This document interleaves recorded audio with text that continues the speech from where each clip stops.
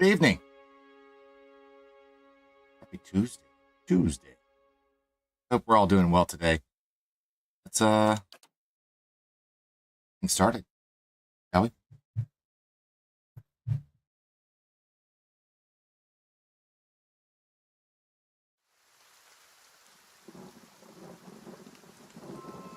Yeah. I think I'm just kind of exploring right now, but yeah. Certainly.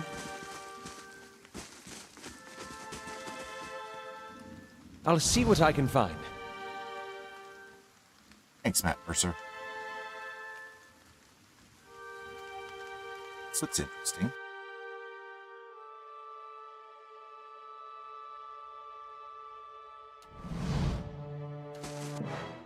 Two of them. Three of them. This could be rough. Okay,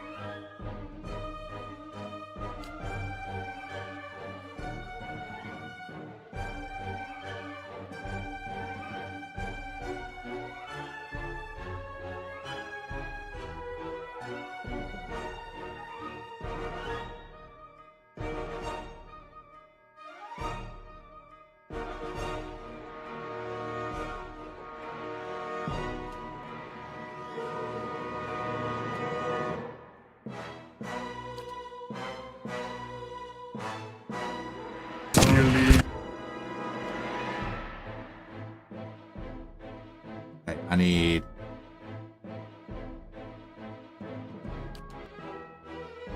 that.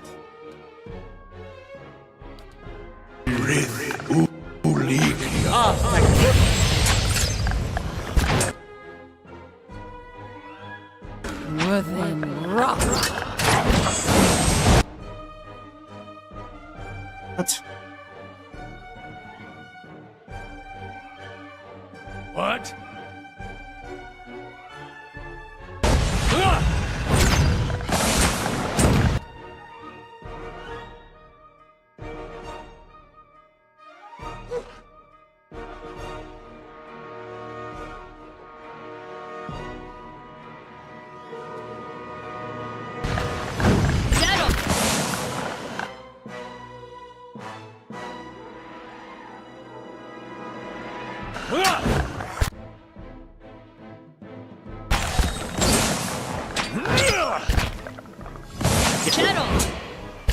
Don't even slow it down.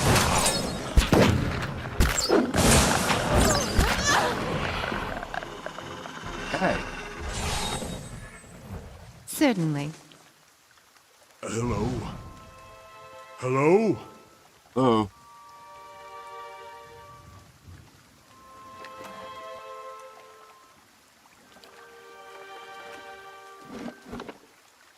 That was a thing. Quick little fight. But they are, those are not...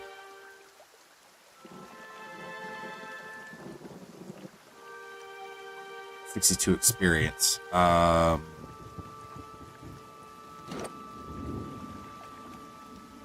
a little ways before I get a level up.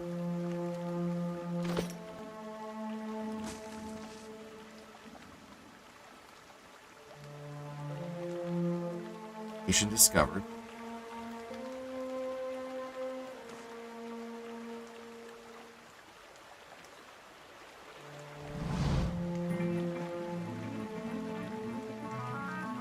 Quantum Pioneer. Thank you very much for that raid. How are you doing? Thank you very much. How is everything? Welcome on in. What were you getting into tonight? Tell me all about it. I would love to know. Hello.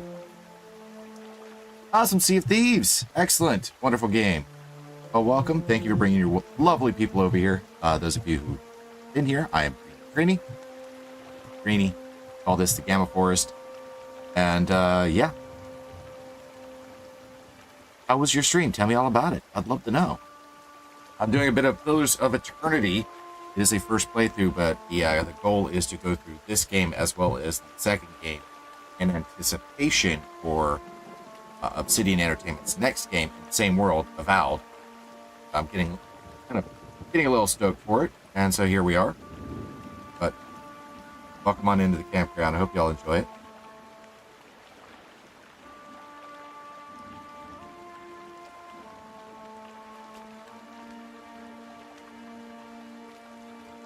Just found some kind of thing. Okay.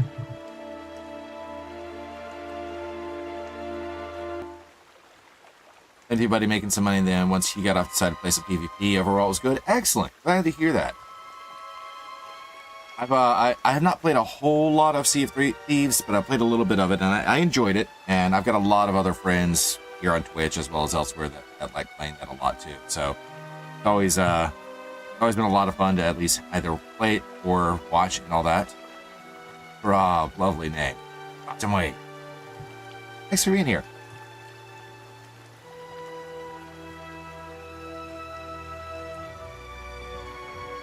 So, yeah, that's really cool.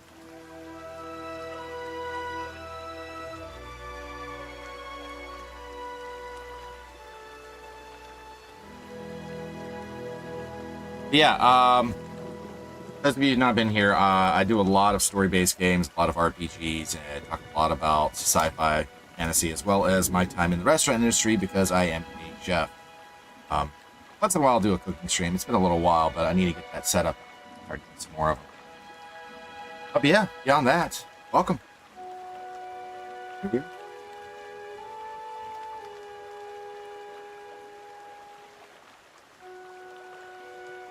me see.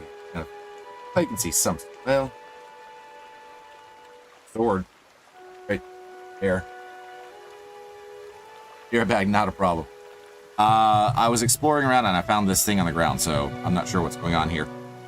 Stone here has been carved with a few simple shapes. A small circular indentation marks the center. A much larger circle surrounds it. You can see what appears to be writing above the two circles. Let's examine the writing. Characters are completely foreign to you, without the remnants of some long forgotten language. Okay? The circular indentation. The indentation is shallow and smooth. Looks like it was intended to hold something specific, so I'll have to find it. The outer circle. A couple shapes have been carved along the outer ring, though most have been worn away. You can make out a crescent above the center. Wait a while. Wait for a few hours, marking the sun's journey across the sky. Okay, so nothing's going to change yet. I'll take a look. I got to find something to put in there. Where it is.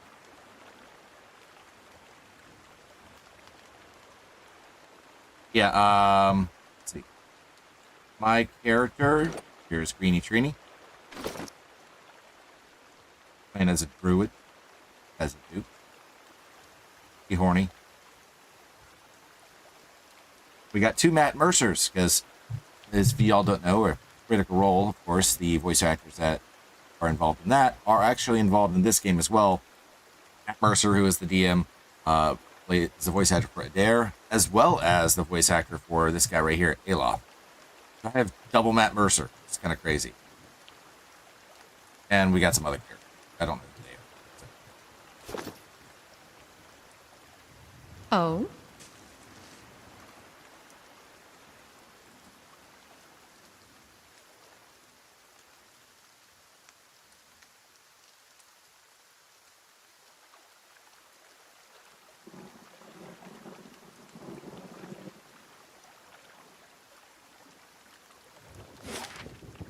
Okay, so I don't know what to do here yet.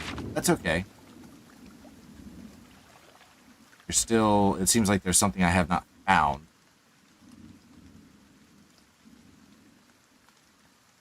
Needs to go in that indentation.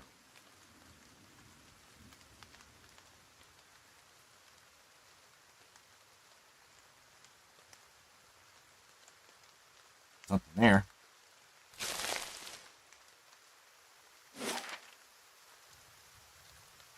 Still can't go there.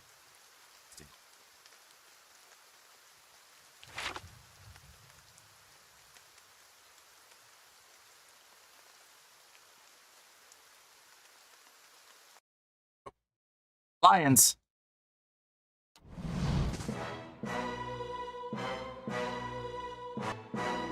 Brave does belong to me. It won't last long. Welcome back. Another line. Elder line. Brave Oh, does and a lioness. belong to me.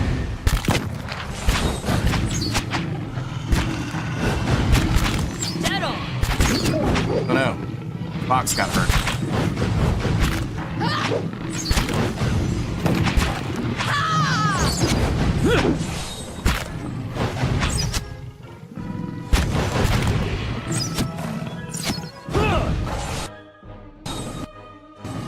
Damn.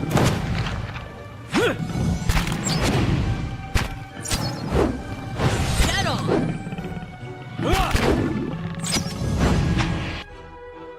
Need some healing going on, so let's go with...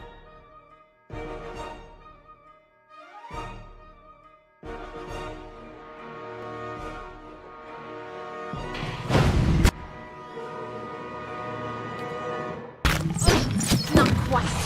Moe Ixitana. Let's burn this away.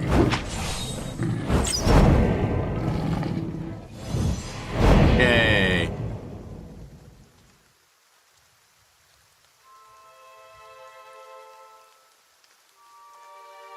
A little tougher than I thought it was going to be.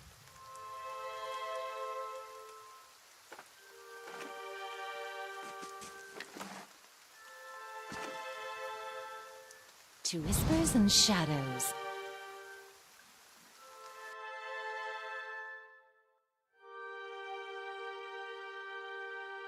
Elamgon? I don't know what that is.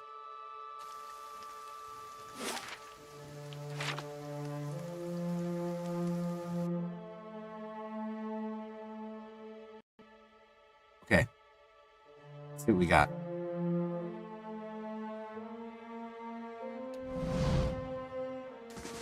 Brave does belong The lion, too. And another one. Oh, wow. He won't last long.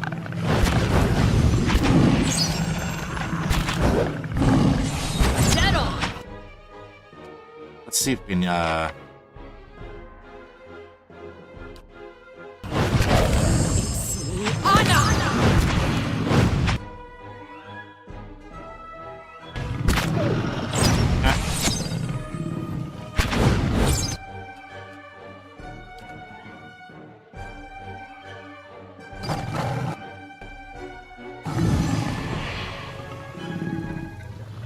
Fox does not like to stay up.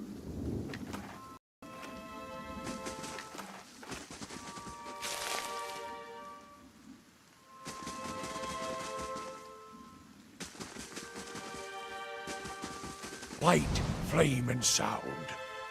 We'll keep to ourselves. Now I can get to it.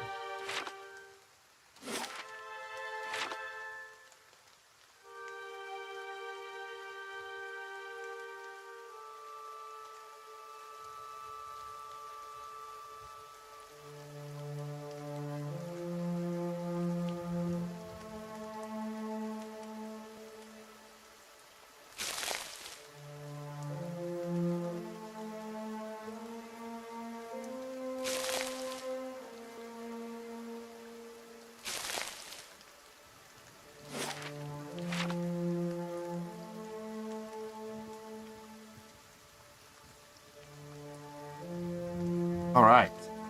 Let's see. Come on.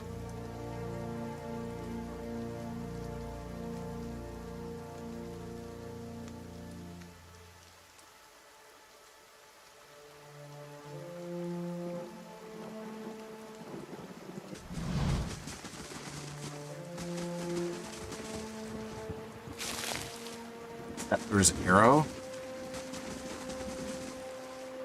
Uravius? No.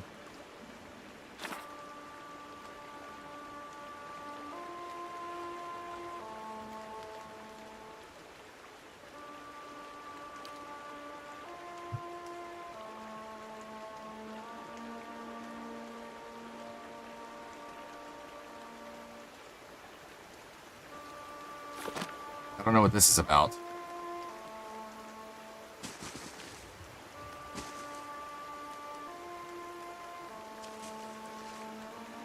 Maybe this is another party member? Could be, I don't know. Chewing on a piece of uncooked meat. Small Orlin, dressed in tattered leathers, offers a mumbled greeting and waves his hand. Despite his pleasant smile, the upper right portion of his face is in a sorry state. An eye patch, stitched with a stylized eyeball, wraps around his head. His ear is a mangled remnant that twitches in a spasm. The other ear perks up at your approach. Next to him is the splayed carcass of a deer that appears ripped open by a bear. You hear a gurgling rumble next to you. Sagani places her hand on her stomach. Her eyes are on the carcass. Still fresh. Mac's pink tongue lolls out of his mouth. If this is your deer, you need a new game warden. Name's Heravius. Hungry? I can't eat all this. First catch of the day, help yourself.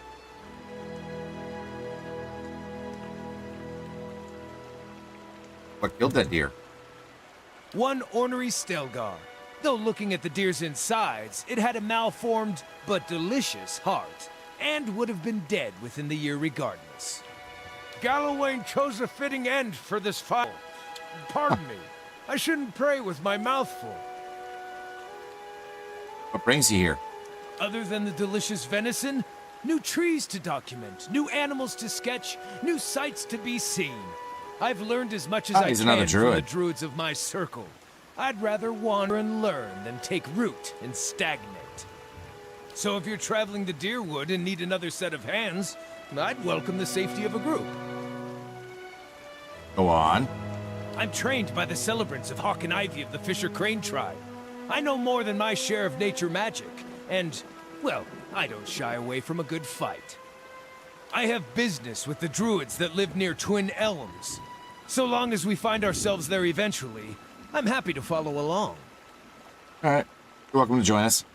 Splendid! It'll be an honor to run with a pack for a change. But for now,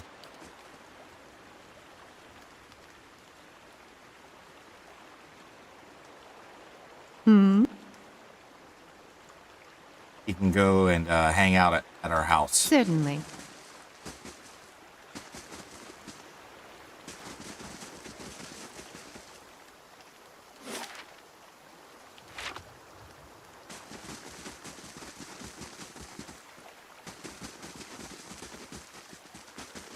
These are cliffs, so the person I'm looking for is probably somewhere around here. Yes.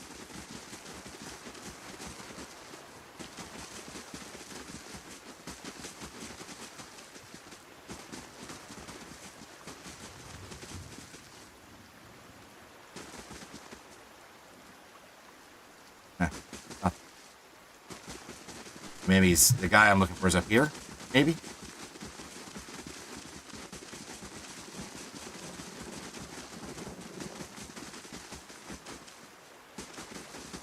Maybe not. Seems like that's really all I can do here. There's no other way that was going down? No.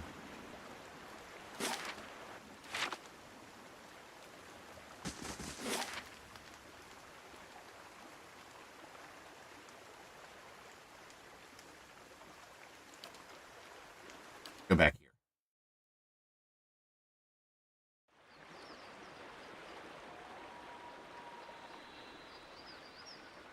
Oh.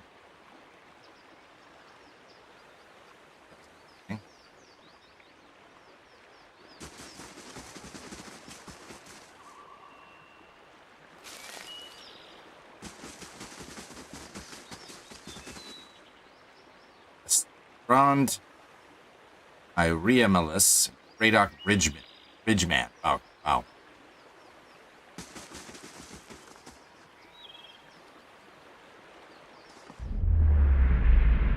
Oh, here we go. Zenir hear of vibrant history, contained in the essence of this woman's soul. Voices from its past seem to call out to you. Reach out for the soul. See a lavishly decorated room, walls hung with tapestries, ornate oil lamps creating a warm, relaxing atmosphere. There are several overstuffed couches covered with silk pillows and an elegant table in the middle of the floor. This woman is seated at the table, sitting across from another woman. They're both well dressed, their style befitting the room they're in. The other woman's hair is blonde, in stark contrast to this woman's black, and is swept up on her head in a dramatic style. The women speak in an easy, free tone, obviously familiar with one another. They each seem to be comfortable in the other's company. A strange nervousness surrounds the blonde woman's actions. She occasionally betrays herself with a little giggle or stammer, pitching over an easy word as she speaks. Her demeanor swings from friendly to shy and back again. No one warning.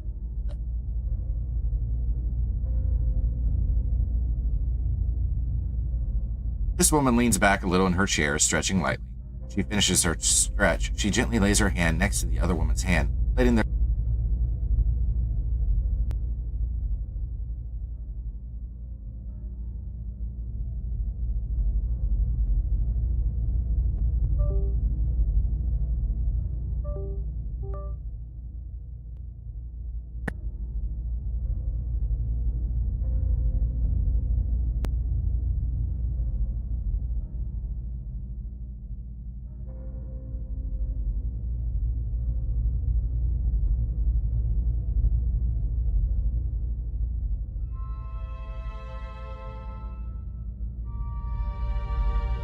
I guess we're back.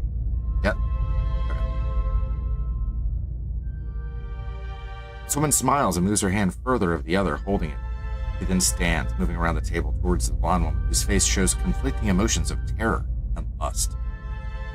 She giggles and pulls her hand out from under the other and brings it to her mouth, the red of her face deepening. This woman stops, looking down at her eyes sparkling.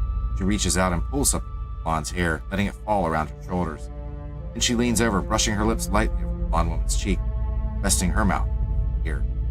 As she whispers, her hand moves lightly down the other body to her face. The blonde shudders and leans into the hand, eyes closing, cheek pressing against the lips, still whispering in her ear.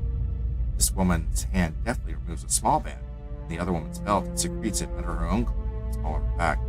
Then she gently kisses the other woman's cheek and stands again, the smile never leaving her mouth. Ah! She stole. That's great.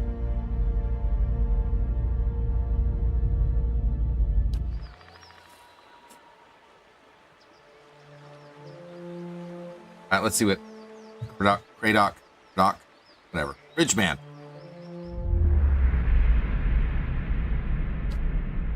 See a ship being tossed about in a storm-ravaged sea. Swells rise and fall, carrying the ship with them as if it were a toy. This man stands on deck, at the helm of the ship, while water whips around him. The crew moves around frantically, trying to keep the chaos under control. He barks orders at them, pointing where to go and giving each one a task. The men, while still visibly distressed, seem to calm down when given their orders. He instructs the helmsman to resume his duties at the wheel and rushes to the aid of a crewman struggling with a rope attached to one of his sails. The ship crests a wave, going almost vertical in one direction, and then immediately again in the other direction.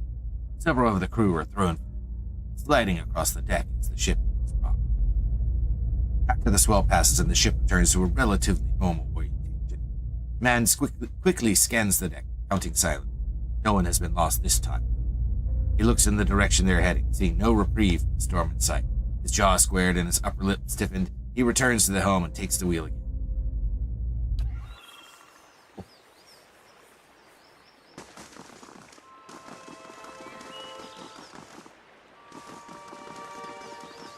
Duran Zinnius Cave. Another one. There's a lot of these now. See a flurry of matted white-haired and incandescent freeze-fire staff before you see the man cold and wild. You choose a wizened apple slowly, discharging spell after spell into the jumble of villagers screeching their way towards him. Cold flame vents from his nose, and apple seeds shoot out the sides of his mouth as he saunters forward, ignoring arrows and curses alike. A deliberate twist of his staff, and a bullet of force glides through the torso of one assailant. A roar blisters his throat as he launches himself into them, tearing into their essence with his staff. Leaping and reaches towards him, and quickly falls.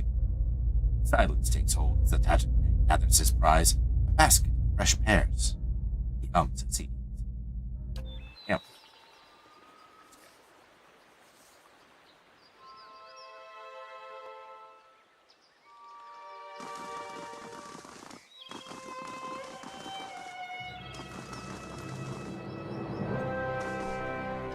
Justiciar.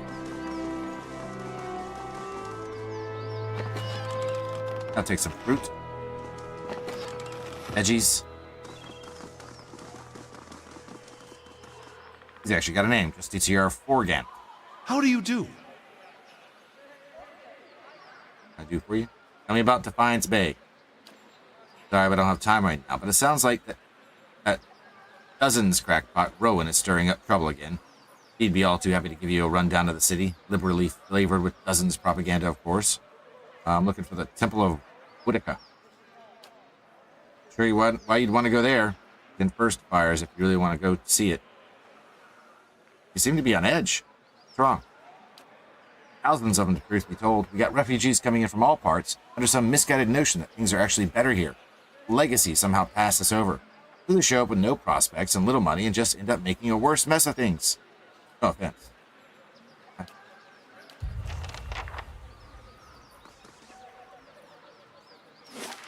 Don't really want to continue through in here yet.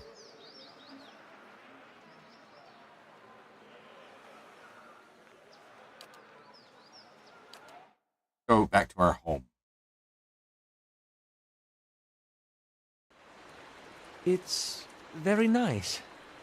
We're not sleeping here, are we? It's our home. Yes. Wrong. Oh.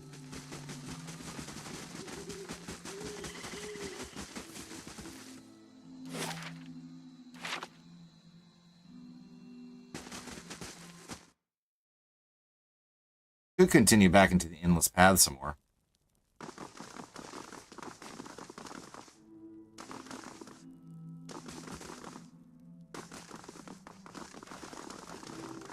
Welcome. Let's see what we can sell.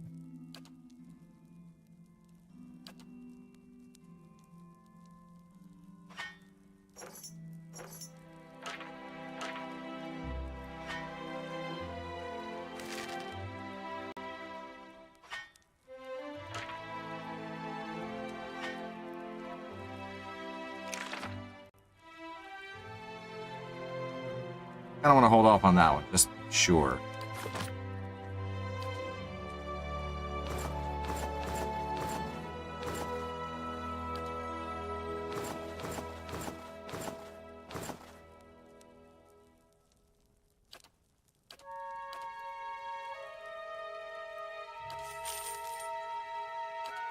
Need some more of that.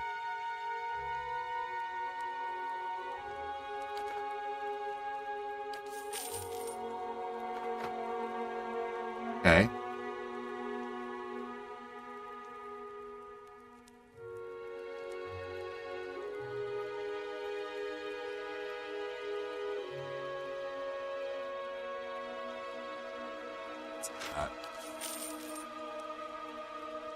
It's good to me.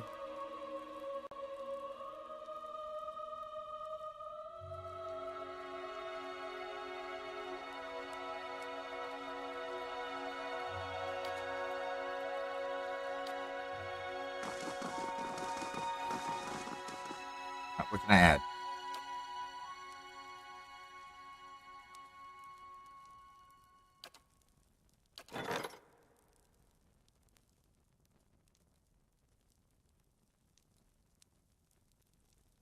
I'm looking forward to seeing this one end. He was the slaver guy. I was like, nah, just go this way. Like that, but oh well.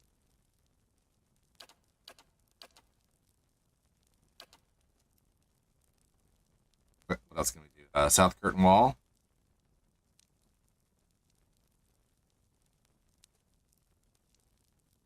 That's an interesting one. Like, it can allow me to take prisoners during my travels.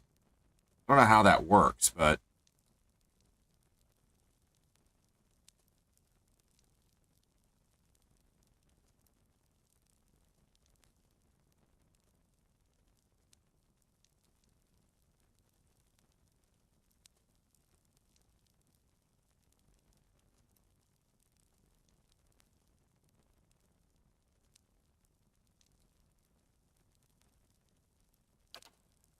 I'm gonna go with the Warden's Lodge.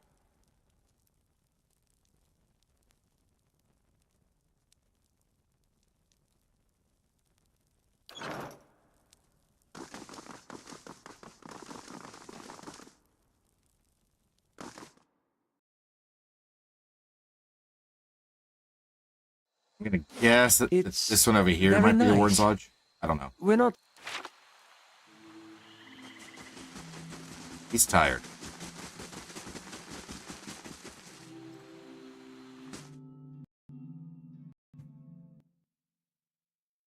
So where is the guy that I just picked up?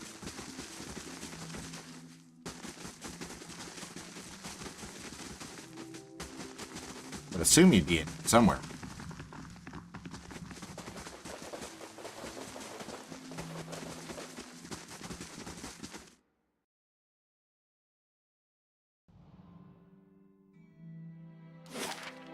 Yep, right there.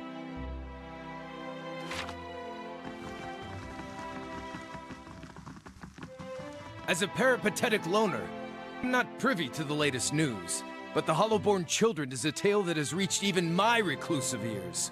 Or, rather, ear. Okay. What do the Glenfathan Druids think of this plight? It's been a long time since I've spoken with my circle. They'd probably tell you what I'd tell you. This plight was most certainly the consequence of someone trespassing into Nguithan places, not meant for folk. I mean, what else other than the gods could inflict punishment of such impressive scale? What are your thoughts on the Hollowborn? Anytime a life is separated from its soul, I wanted to pretend it was just a rumor when I first heard of it. In my youth, I'd cursed the dear Woodens for being ignorant despoilers that breed out of control. But soulless babies? What heartless gods would inflict that kind of tragedy? No parent or child deserves to be a part of that horror. Need something? Tell me about yourself. My second favorite subject. Ah, What would you like to know? how'd you come to be trained as a druid?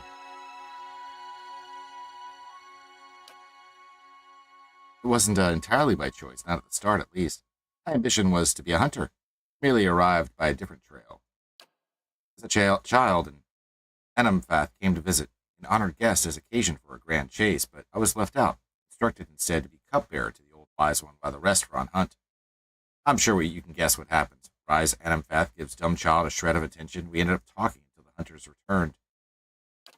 Gave me and started across his body, scouring the pockets and this. It's familiar. I've been aging. You hear how deep my voice is? Oh. Yes. How are you? Nice to see you. He presents a rusted iron medallion fashioned in the likeness of a hound's head. Common icon among the frontiersmen, explorers, and other seekers faithful to Halloween. That's not something I hear often, so cool. Where are you from originally? My mother's crotch. You?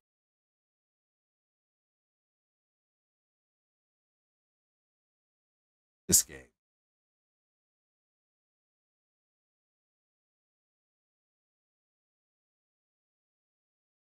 What a coincidence. I also came from your mother's crotch. For the record, only I'm allowed to insult my mother. But I respect your dedication to banter, so I'll let it slide. This time. I grew up in Erglonfoth, specifically in and around Thane Bog. My people, the Fisher Crane tribe, are migrant stewards of the land. I've walked the whole of Glonfoth many times. What's the story behind the symbol of whale on your eye patch? Whale is known as the eyeless face, so its symbol seemed a good fit for my eye patch. Whale iconography is rather popular in my home tribe, but it seems he is not as widely venerated here in the Deerwood. I remember thinking that if I consecrated my eye to he who obfuscates and reveals, then maybe with enough devotion, Whale would make use of old ruined things. So if you think you can see me staring at rumps and cleavage, it's really just the will of Whale controlling my gaze. Honest. I love it. I like this guy. His relationship with Galawain. Was raised as a disciple of the Seeker God. He's the champion of the hunt. He had a simple struggle for sustenance, for the scholarly pursuit of knowledge. In my older years, I've found life has shown me I'm more suited to the ways of Whale. The furious hunt for knowledge often outpaces the journey to real understanding. Druids are known for changing into animals. What sort of creatures can you become? It's a half step backward as he asks the question. All sorts of things, he says quietly with a long, uncomfortable voice. Is he a werewolf?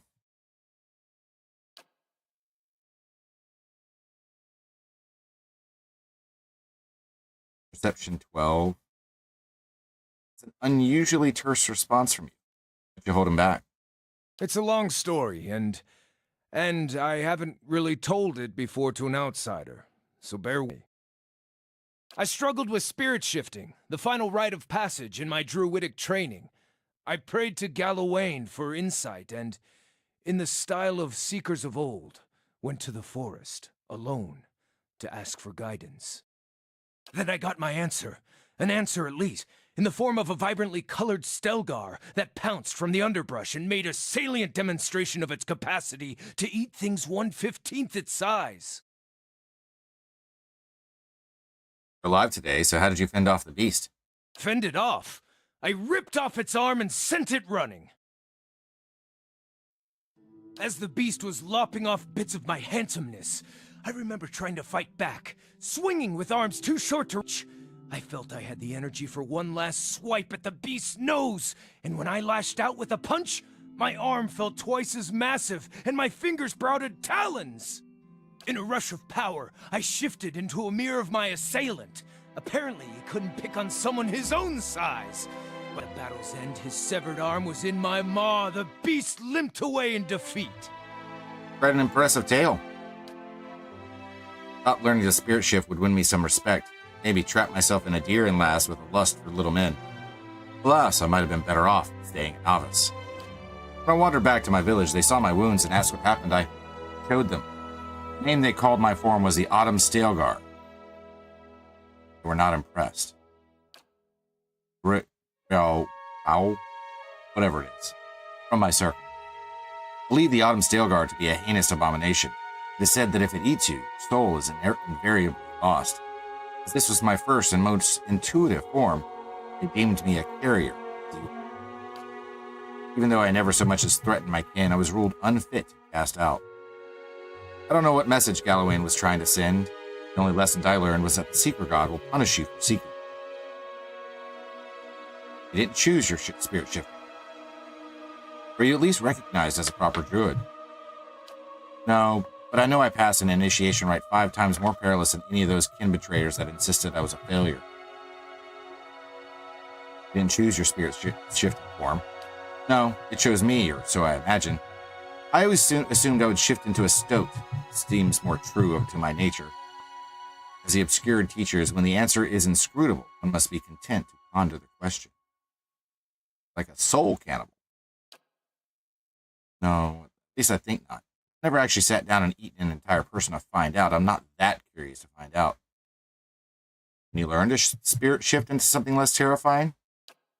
I already can and sometimes do. The druids in my circle assign great meaning to one's first form. I'll always be unclean to them. Thanks for sharing. Well, if you don't know me, you can't trust me. And if you can't trust me, odds are low you'll leap in front of a flying arrow to save my life. There. I've been meaning to visit the druids of Twin Elms to see if they know more about my spirit shift. If our journey takes us there, Perhaps they can enlighten me with more information about the Autumn Stelgar. But for now, maybe we can talk about something less depressing? Tell me about Galawain and Whale. Not sure what more there is to say unless you're itching for a religious debate. About Whale. Whale? I don't know. However they're going to pronounce it. I'm sure they'll tell us at some point, but we'll see. I came to know Whale in earnest in the first year of my exile. I asked myself why Galawain would punish me for asking questions. What just and fair God would punish me for doing as he asks? Questioning why I'd been mauled just drove me mad. At the height of my worry, I would have dreams where I only saw with my injured eye. Helped the eye, but blind in my dreams. So one afternoon, I stitched a stylized eye motif on the patch. I like to think of it as my self-initiation rite into the Brotherhood of Whale. Not an instructive or overbearing deity, does not freely dispense wisdom and expects all of us to question and explore with our own minds. Reminds me that curiosity is being receptive to any and all truths, not hunting for one answer. Has Whale ever spoken directly to you or sent you a sign? No, never directly. Just as it should be, given it presents. I especially like how Whale never sends wild beasts to maul me, but maybe I have low expectations of such things. Tell me about Galawain. Lapsed devotion. He always respected the secret god, but he visited ruination on me when all I sought was knowledge, just as he taught it should be. Let this mark me. When I see my shifted reflection, I'm reminded of his presence. Galawain still inspires my fear, just not my worship.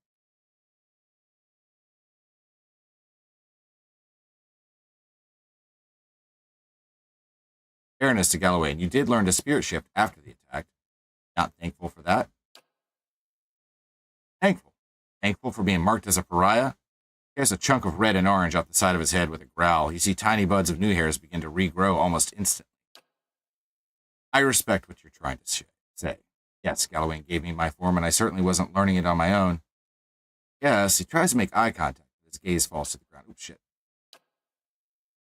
Oh. Probably do this. I guess I'm thankful that he gave me a true hunter's form just as I prayed. Maybe I'm a fool for wanting the wrong thing.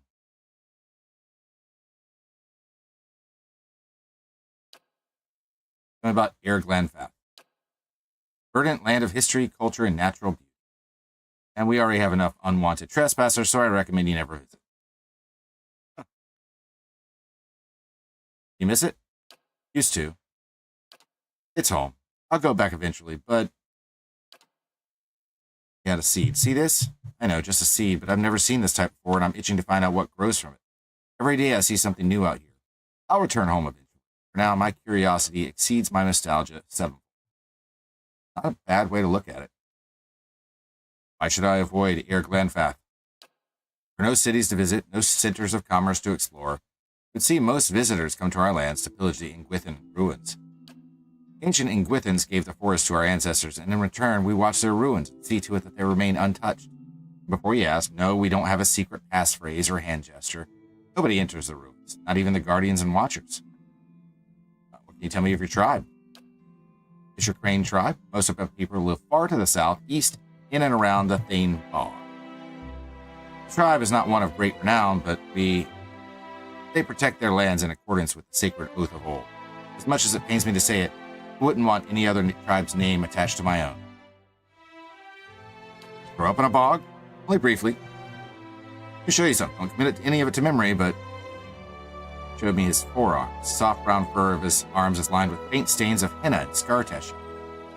This is where I grew up, on the migration trail. I had it marked on my arms during my training. Much of the tribe guards the Thane Bog year-round. Many of us, including the Circle of Hawk and Ivy, honor the oath by patrolling lesser-known ruins scattered throughout the lands. The eschew houses take only what we can carry and move camp every 2 moons to ensure that all our sacred sites are visited at regular intervals. This nomadic patrol is how my druid circle came to name itself. We circle and protect like hawks. We only ever perch on the ivy of the ruins, that is, nearby trees, never to enter the builders' lairs. Why aren't the Fisher Cranes well regarded? Because the other tribes are infussible sibling spawn. I suppose the Fisher Cranes have a reputation for being passive and reluctant to fight. It's another way of saying the other tribes fight hard while we fight smart. Our namesake, the fisher crane, is a marshland raptor that remains stark still from sunrise to noon. We're invisible stewards of the land and patient hunters of those who trespass.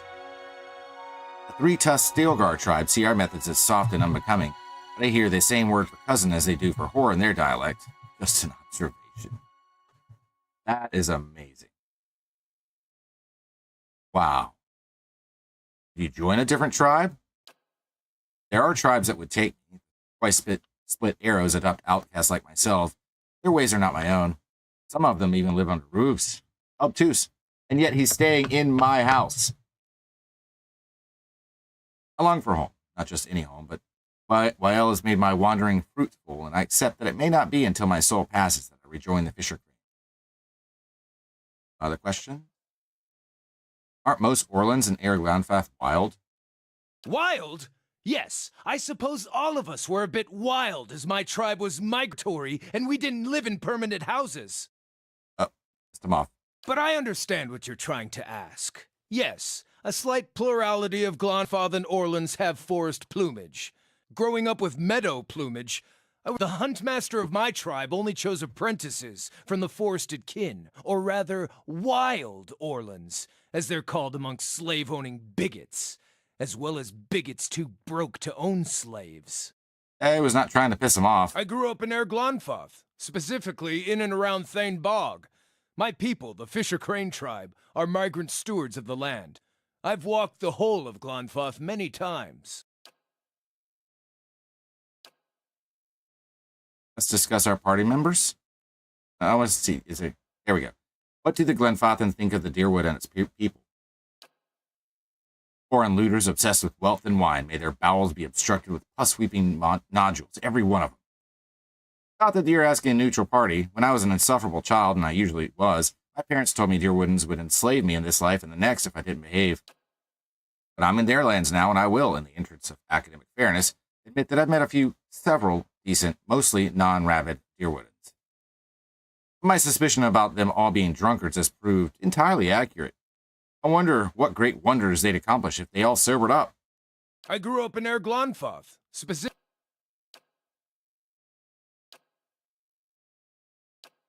My second favorite subject.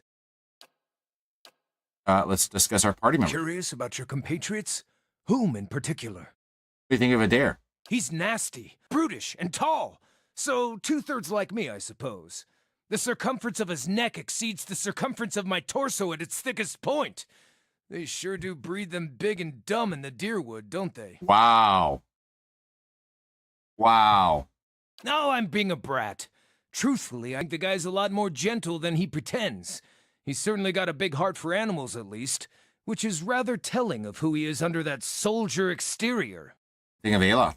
Oh, him? Him I don't mind too much.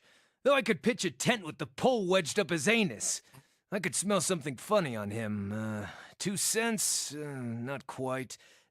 Well, whatever it is, take note of his mood swings. I don't think he's unstable. I just think he has a lot going on up there. All right, Sagani, what's up? She actually steps lightly when we travel outdoors, which is more than I could say for the rest of you. They do things differently where she's from, but she knows her way around the woods almost as well as I do. Almost. What about Kanarua? Oh, I think I could fit 3 of me, plus a remainder of a 4th Haravius inside that giant. Gods, am I glad he's friendly. And between you and me, he has a better singing voice than the prettiest lasses I know from my tribe. It's 1 part unsettling, 2 parts arousing, and it makes me wish I still had both ears. That's fantastic. All right, Durant's. Oh, love at first sight. It's like WoW carved an ever-changing gash in his brain, and every hour he's a different flavor of angry. Durance makes me feel like I'm the sane one. He smells like fear in the mornings and rage in the afternoons. I'm keeping my eye on him. He's a laugh, but he might someday be a problem. We can speak another time. Okay. I do need to actually talk to the rest of my party members anyway, so How may I help? let's talk to Ayla.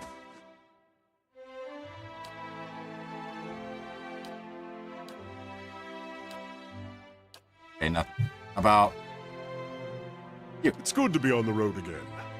A wanderlust is nothing rare in the people of Rawatai, but often I think myself alone in loving the land as much as the sea. What shall we see next, I wonder? How you holding up? Or tell me about yourself. What shall I tell? I am Karua, born in the royal city of Takoa, from which rules the Ranga Nui. There. That is a solemn enough start. I am a lore chanter in the college there. Or at least a student of lore and a chanter both. The accent's right, but you don't look like you're from Rawatai. Family's from the Deadfire Archipelago, but I've never seen the islands. My parents traveled to Rawatai many years before I was born. I found more opportunity at Rawatai. My mother took to crafting cannons, inspiring pirate that she is. My father's work with coral caught the eye of someone important, and then the Ranga Nui himself. The rest followed. When'd you leave the college? I was on the usual path at first. Theology, the traditions, when the Gate of Great Teeth was completed. It was all my father had hoped for. The greatest commission he had ever received. Gate of Great Teeth. But it was also a sign that Rawatai was changing, looking inward. Meanwhile, I was neck-deep in the writing of a dozen nations, marveling at all the things that lay beyond our borders. So many of those books and records have found accounts of ancient Ingwith. The Adirans hold a great hunger for Ingwithan relics. Why shouldn't they? It's the civilization from which the Glenfathans learned to read souls. I decided that my third degree would be in history and that I would study the Ingwithans. We're at the heart of so many discussions abroad, so many discoveries. It drew some mockery. We watched a deer draw itself into several conflicts with the Glenfathans over these ruins. Akawa had its own concerns. When I found it, a section of the Tanvi Oratoha, a deer in translation of ancient Ingwithan script, just there, without explanation. It seemed like a gift from the gods. Tell me about the lore chanters. Knowledge preserves what knowledge our people have gathered. I would have it said that the lore chanters are Rawatai, for without them we would have no beginning, no sense of how far we've come. Hit ourselves with every generation. I'm only a student yet, but someday I'll return and tell the keeper what I learned. She will add my verses to the chant. The Gate of Great Teeth. Maze of walls like the teeth of some nautical terror. It sits outside the city and guards Sakawa from invaders and storms. Storms have always been more trouble. Nuitanri, the ancient titans, throwing themselves against Rawatai's shores. Invaders I'm not so sure about. Perhaps I'm like the man who, being dry, throws off his rain cloak during a storm. So my mother would have me believe. Is it staying? Oh, it's because I had other questions. Rawatai. Has Rawatai changed much since I left it? Bahari grow in influence. They'd have the Ranga Nui focus our efforts on expanding north and close all the ports to foreigners from the south. Kawa at least feels smaller. Gate of Great Teeth finished, trade has diminished. Gleaming rooftops, the silver cliffs, the sea, those at least are the same. The day I boarded the ship, the sunrise was gold upon the water. Nearly leapt overboard, swam for home. About the book. The Tanvi Oratoa. It's not really a book. It's been passed down over the years in the form of a chant. I actually found it a little strange at first, seeing it set down in stone. It's not quite the same as a song of worship, though we have paeans to the gods as well. More a kind of moral guide. It gives us something to aspire to. The, model of a virtuous citizen of Rawatai. Okay. Why look for it out here? There have been arguments as to the chant's true interpretation. New translations even. But any rendition of it I find in the ruins of Engwith will predate those translations by 2,000 years. And finding it here also proves that we still have much to gain from trading with other cultures. I'd be lying if I said I'm not looking forward to seeing the look on everyone's faces when I get back. But in the long term, I just think that we can learn a lot from the Engwithians. A civilization like that is something to aspire to. A model for Rawatai as a whole, and not just its people. And I want to prove that all of this is worthwhile. Traveling, seeing the world for what it is. It's been so different from sitting in the Chanter Hall and studying books. Came all this way just to win an argument? More or less. It wasn't a popular theory when I suggested it. The idea that we shared the Tanvi Oratoha with some older culture, I mean, doesn't mean it's not true. It doesn't help that my family is from the Deadfire Islands. If I had a copper pond for every chanter who suggested that it's just not in my nature to conquer.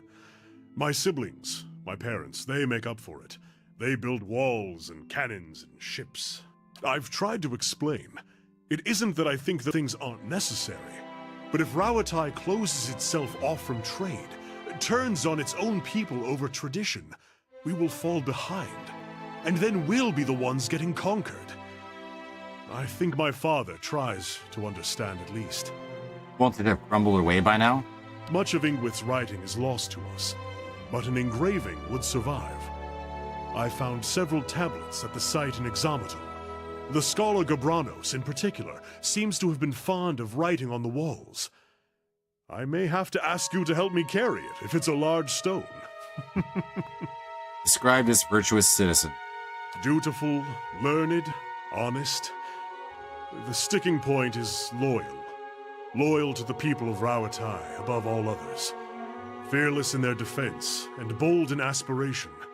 Tireless in battle or industry. An inspiration to one's people. But it seems it's not that far a leap from there to the idea that we must cast out foreign influences. Is that what you aspire to be? Doesn't everyone want to be a good citizen? And he looks away. Well.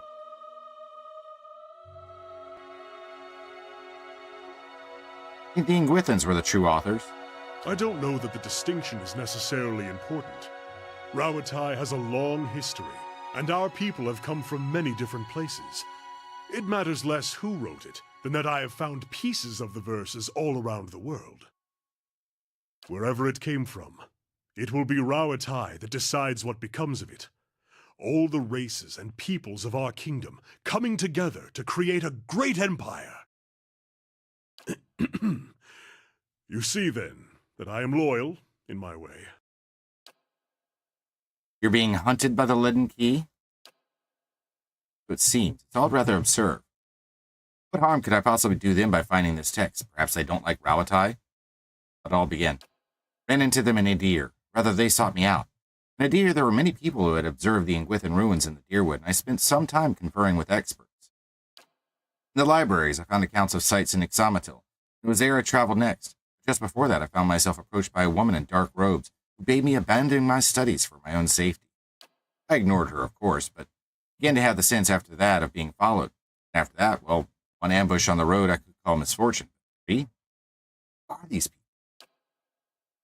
I thought it only fair to delve into their activities in turn. Found word of a Leaden Key, but past that it was all ravings and superstitions. Might as well have gone around asking whether someone had ever seen a whale flying through the air. Some might tell me yes, but the validity of their accounts is questionable. You don't seem worried. They haven't had much luck. The last one came up on me at a dig site and slipped on a muddy beam. Tried to catch him, reflex. Should think, but he went right over the side and down 100 feet. Not really sure what he had in mind, but I doubt that was it. About this place, I knew it as a marvel, an ugly, crumbling marvel, but even so, it's overshadowed by what it sits upon. But the keep itself can tell you much about the Adirian settlement. Very rigid people, I find.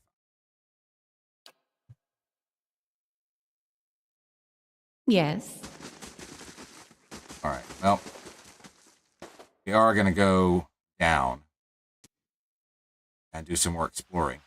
A few repairs and this...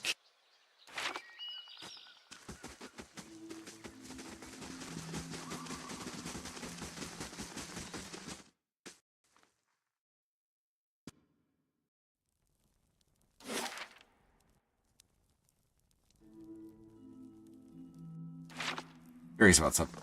It's treasury.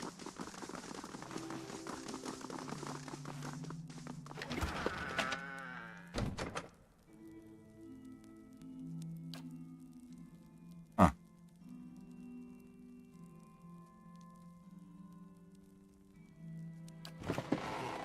Okay. Oh, there's something that will grant me plants and animal products at every turn. I guess it's a day or maybe, I don't know.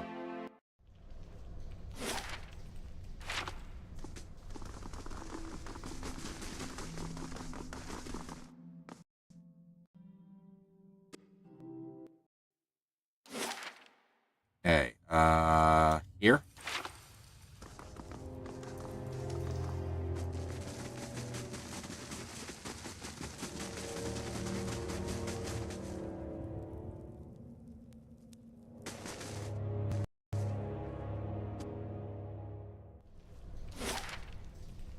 Don't want to go down the sacrificial pit.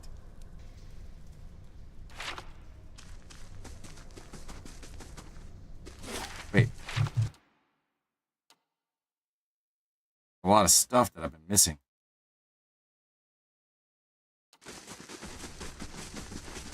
Certainly. Should definitely be picking these up since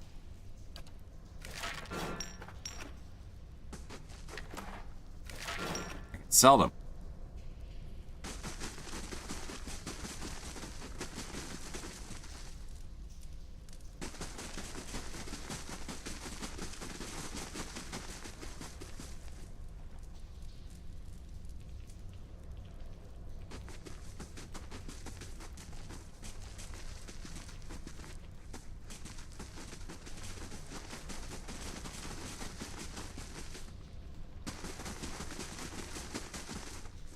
It's actually kind of nice that it's showing me on the map that it's there.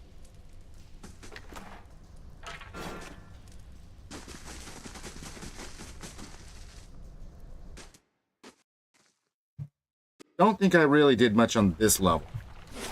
Not. I should have rested. But Oh?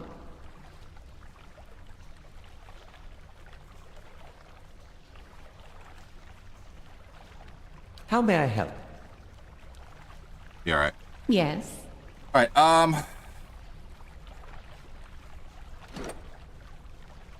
gonna take a quick break and get some more coffee because out. So go get something to drink yourself. Get something to snack on. Use facilities. Do all those wonderful things for yourself. Oh, better. And we'll return in a few.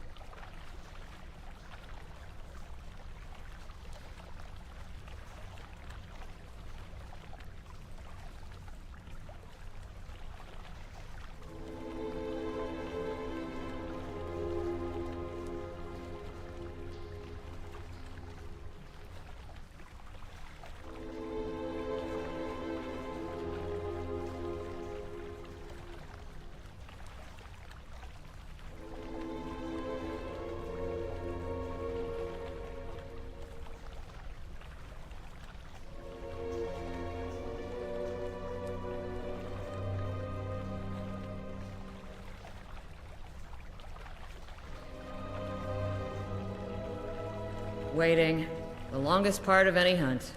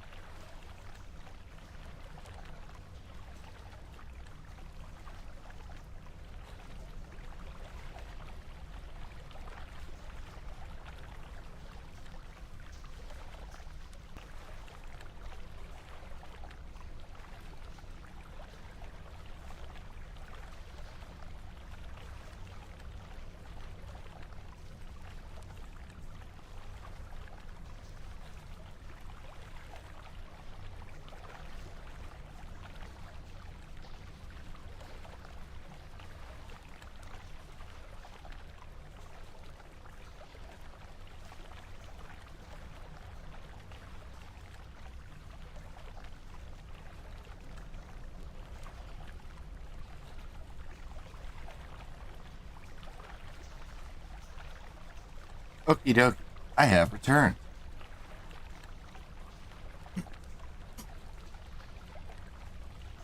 Alright, so we're probably gonna... Wake up, Itumak. I'll see what I can find. Thank you, Robbie. Oh, hello. How are you, Certainly. my friend?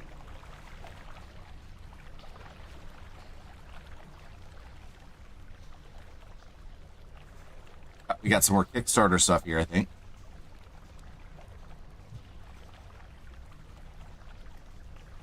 Nicholas Prote de Corax. Okay. Farzig Gizraug. A little too late. Destiny or fate. Proverbial footloose. So I drank it. Whatever that is. Trisha Young Spitzley. Loving grandmother. Oh. Radek Smekala. Called him Radek. Thought himself a bard. Craved recognition. He dreamed very hard. Alas, he never sang. His song stayed in his mind. For the heart to face the crowd, he never did find. Made Wolf the grave robber. His last word was, calm down. It's just a skeleton. Exists. Sit down, drink some coffee, eat a hearty meal, relax, and let your troubles wash away. Yes, thank you, Obsidian, for doing it. Callum. They said I wasn't talented or artistic enough to create a game, and they were right. By throwing money at people who are, I can get a thank you in the credits. Counts. Stuck it, Mr. Patterson. Rowan Greycastle. It isn't my fault. I didn't know I was breaking a peace conference. It was supposed to be a warning to a bunch of bandits. But you have to admit, it's a really good shot. Athean. Only by severing the chains of fate, be free to follow your destiny. Old Man Ryan lost both eyes staring at the morning sun and died as he had lived, of old age. Any?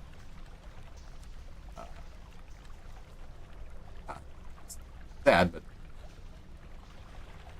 heroes. You have to write a self-hype intro for an employment website. You're hitting that imposter wall. Kind of surmise your capabilities without lying or getting down on yourself. But you're about to go dog sit for mom while stepdad gets surgery, so at least puppy kisses for the evening. There you go. But that Dr. Ray Muzika. Friend of Obsidian, co-founder and former CEO of BioWare, sponsors an NPC, Aeorn, based on the mage character he used to play in D&D as a young lad. Huh. Racelyn 11. I drew poorly from the deck of many things. Many cards. Many cards. Right. Ended up being this rock. People like to write on me for some reason. Mar, the Eternal Lightbringer. Richard Andrew Clark. Son, a brother, a writer, a volunteer. Thank Obsidian for the entertainment, my family for the love, and the Federated States of Micronesia for my home.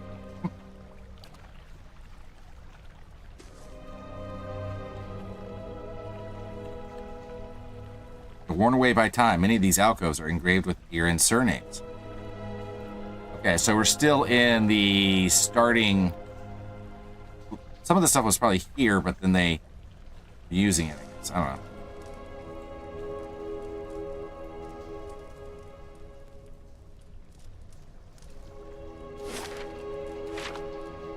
Something over there. Fine scale armor and a great helm.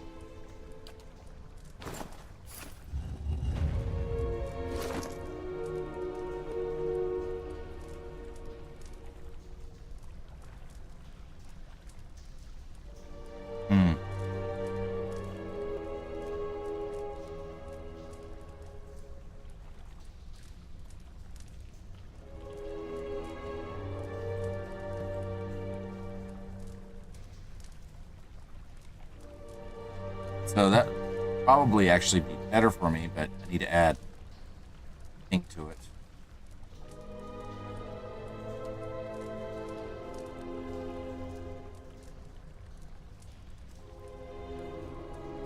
Give her the scale armor.